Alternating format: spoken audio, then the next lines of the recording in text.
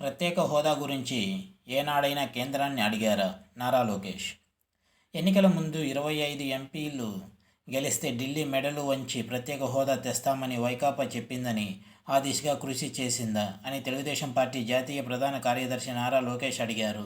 మన్యం జిల్లాలో జరిగిన శంఖారావం సభలో లోకేష్ మాట్లాడారు. వైకాపాకి 22 మంది లోక్సభ, 9 మంది రాజ్యసభ ఎంపీలు ఉన్నప్పటికీ ప్రత్యేక హోదా మీద ఎప్పుడైనా కేంద్రాన్ని అడిగారా అని నిలదీశారు.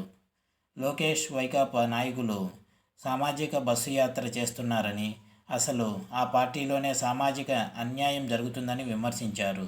ఎన్నికల వల్ల సీఎం జగన్ ఇప్పటిదాకా 63 మంది ఎమ్మెల్యేలు, 16 మంది ఎంపీలని బదిలీ చేశారని అన్నారు.